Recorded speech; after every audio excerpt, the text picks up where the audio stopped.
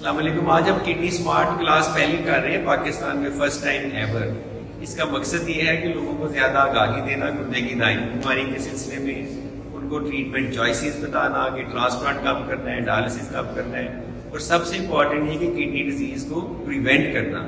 तो अगर आपको सही इंफॉर्मेशन होगी, आप हाई रिस्क होंगे, स्क्रीनिंग करेंगे, अर्ली डिटेक्ट करेंगे, then you could actually prevent the kidney disease and we could win this fight against chronic kidney disease. Thank you.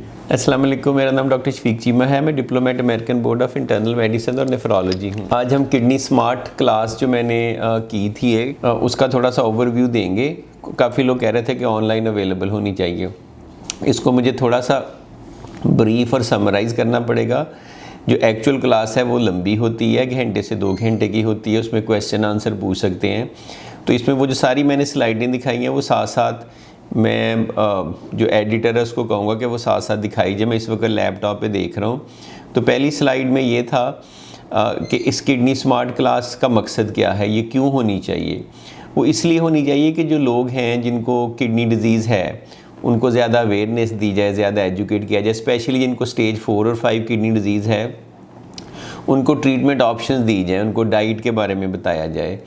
तो और 1 to 1 थोड़ी सी डिस्कशन हो, लोगों के क्वेश्चन हो सकते हैं। तो पहले तो ये था कि क्यों ज़रूरी है, वाई इट इज़ इम्पॉर्टेंट। तो हमारे पाकिस्तान में ये होती नहीं है। बाहर के मुल्कों में डवीटा, फरसीनियस, बड़ी बड़ी डायलिसिस कंपनी सारा करती हैं, लोगों को एजुकेट करती हैं ताकि वो ट्रीटमेंट चॉइसेस कि उन्होंने डायलिसिस कराना है, ट्रांसप्लांट कराना है, वो अच्छे तरीके से कर सकें।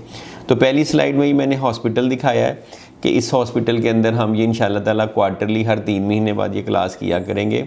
दूसरे में एक ब्रीफ सी वीडियो थी जो कि इंग्लिश में है, जिसमें बेसिकली जो डवीटा वाले ये किडनी स्मार्ट क्लास करते हैं उसका उन्होंने बताया कि वो क्यों ज़रूरी है। इसमें वो ये बताते हैं कि किडनी कैसे काम करते हैं, आप कैसे डाइट से किडनी डिज़ीज़ की प्रोग्रेशन कम कर सकते हैं, ट्रीटमेंट ऑप्शंस क्या क्या अवेलेबल हैं और किन लोगों के लिए फ़ायदेमंद है। तो नेक्स्ट स्लाइड में मैंने दिखाया है कि जो क्रॉनिक किडनी डिज़ीज़ है ये साइलेंट किलर है।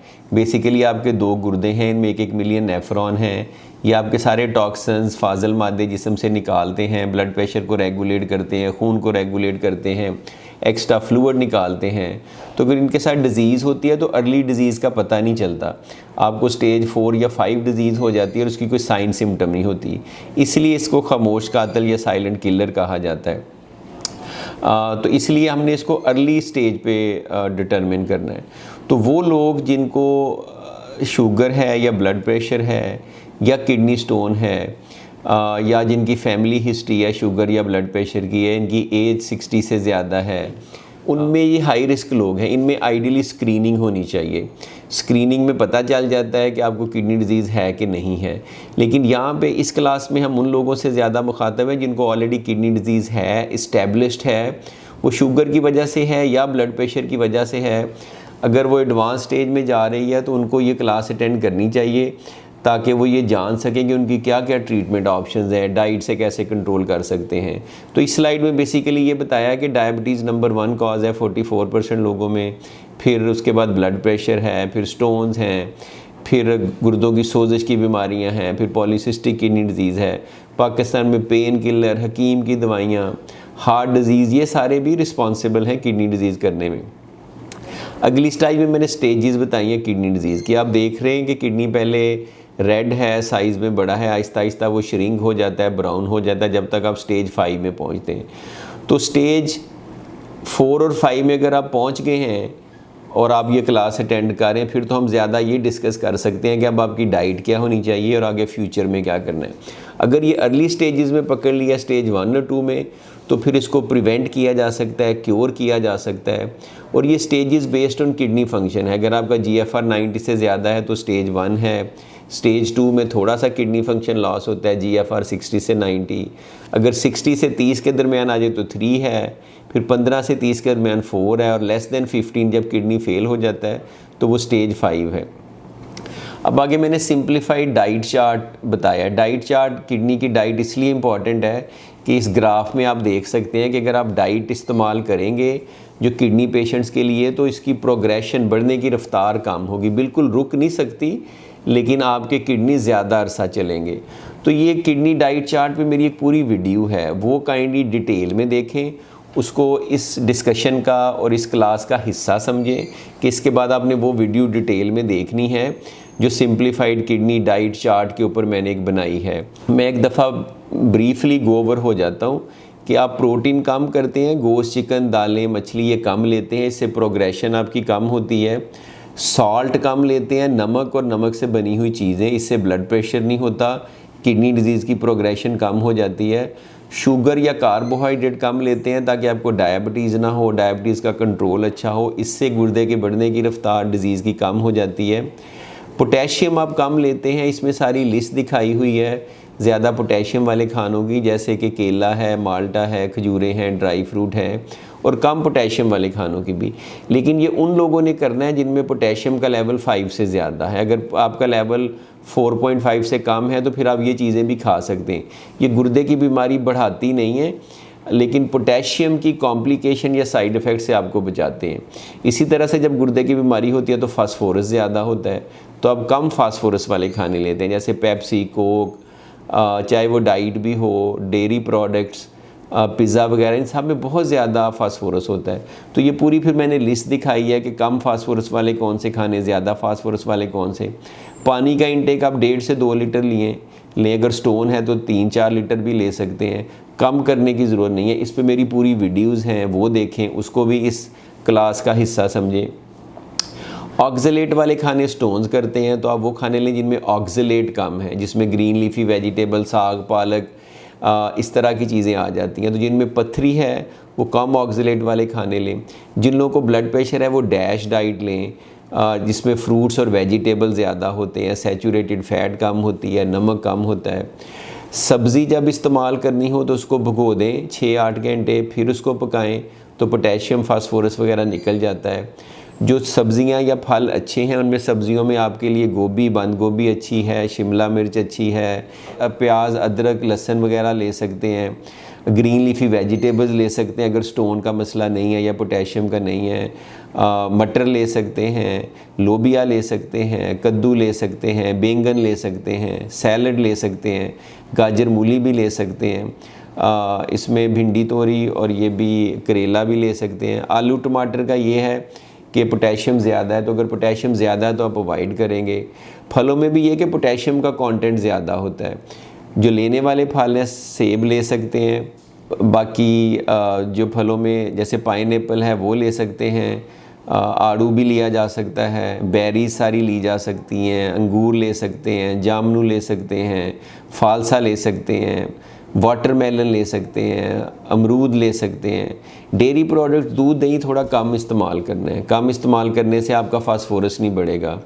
प्रोटीन, जो प्लांट बेस्ड प्रोटीन है उसमें फास्फोरस कम होता है, वो ज़्यादा अच्छी हैं, जिसमें दाल, फलियां वगैरह आ जाती हैं, बीन्स आ जाते हैं, as compare to animal protein. तो अब नेक्स्ट हमने फिर इस क्लास में डिस्कस किया कि ट्रीटमेंट चॉइसेस की। अगर खुदा ना खास्ता सारा कुछ करने से, दवाइयाँ लेने से, डॉक्टर की ट्रीटमेंट से, मेडिसिन से आपकी किडनी डिजीज़ एंड स्टेज हो जाती है या उसके करीब करीब है, तो आपकी क्या क्या ऑप्शंस हैं। उनमें नंबर 1 ऑप्शन तो ये कि किडनी ट्रांसप्लांट है। इसमें आपने तस्वीर में देख सकते हैं कि एक बंदे का गुर्दा लेके दूसरे में डाल दिया जाता है, जो यहाँ करके नीचे राइट आइलिक फोसा में होता है। दूसरा पेरिटोनियल डायलिसिस है, जिस पे मैंने बहुत सारी वीडियो बनाई हैं। ये घर में करने वाला ब्लडलेस डायलिसिस है। इसमें आप तस्वीर में देख सकते हैं कि एक पेट में कैथीटर है और साथ एक छोटी सी मशीन आप अटैच कर देते हैं। घर में हो सकता है, हम ट्रेनिंग देते हैं तो आपके जिस्म में मशीन पानी डालती है, निकालती है। ये मैनुअली भी किया जा सकता है मशीन के बगैर। तो ये एक अच्छी ऑप्शन है डायलिसिस की, जिसमें आपको सेंटर में नहीं जाना पड़ता, इन्फेक्शन नहीं होते, कोरोना नहीं होता, हेपेटाइटिस नहीं होता। फिर हीमोडायलिसिस है, उसके लिए बाजू में फिस्टुला बनवाना पड़ता है।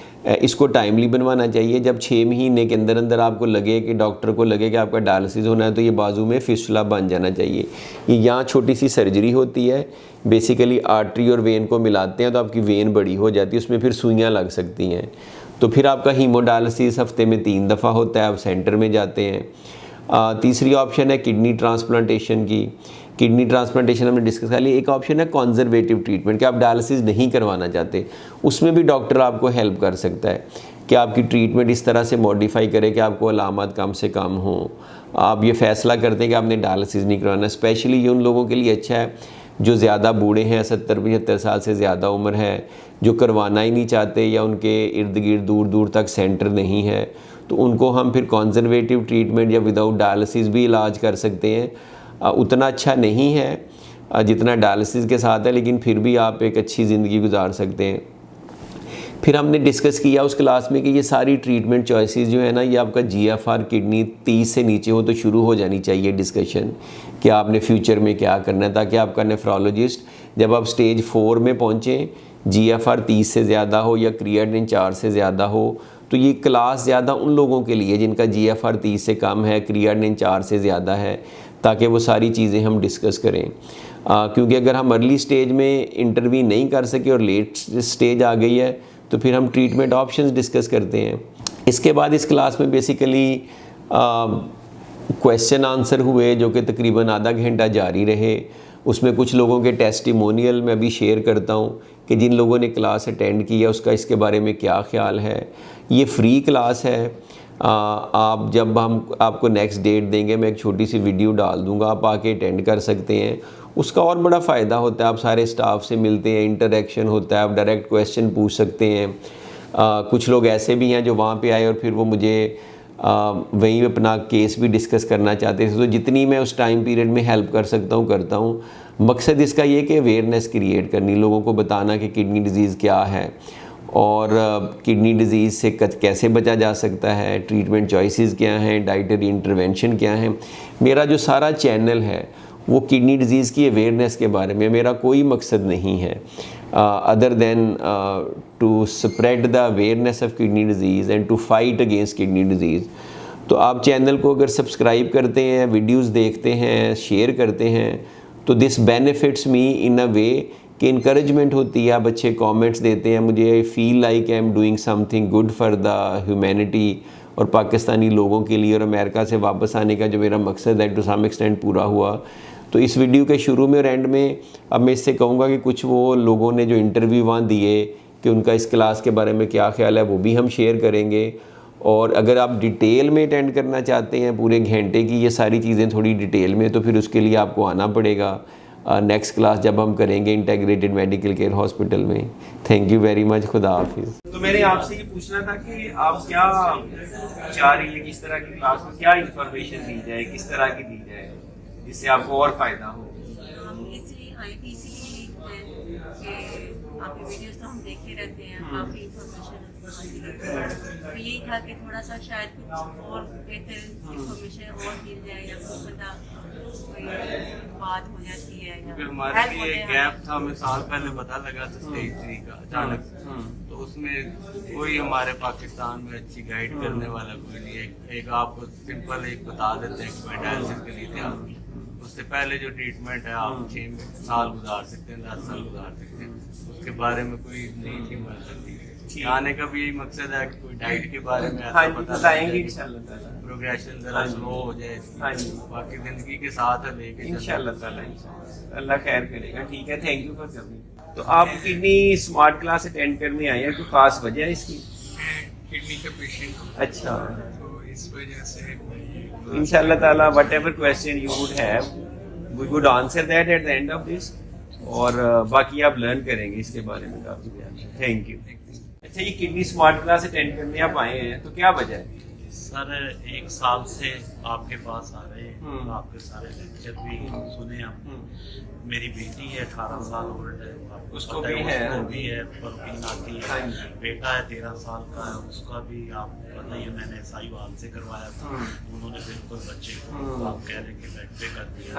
तो फिर आपसे बात हुई, शुक्र अल्हम्दुलिल्लाह काफी। तो आपका ख्याल है यहाँ से आपको और नॉलेज मिलेगा? अब हमने ट्रांसप्लांट की तरफ जाना है तो सारी कोई ट्रीटमेंट चॉइसेस का पता चलेगा कि हमें क्या करना है क्या नहीं, क्योंकि हमारे लिए तो कोई भी अभी चीज नहीं है, क्योंकि हम फर्स्ट हैं। तो उसमें बेटी का भी मसला है, 2 ही बच्चे हैं, दोनों का प्रॉब्लम। तो शुक्र अल्हम्दुलिल्लाह आपने काफी हमें उससे आगाह भी किया है और उसकी ट्रीटमेंट भी की है। तो हम कहते हैं कि चलें किसी तरह ये अल्लाह करीम इसको आसानी पैदा कर दे। आपकी तरफ से हमें ये गिफ्ट है कि ये भी हमें नॉलेज मिल जाएगा कि हमने किस राइट पे जाना है। ठीक है, thank you very much for coming. Class attend करने क्यों आए? आपका क्या ख्याल है किडनी स्मार्ट क्लास आपको किस तरह से हेल्प कर सकती है?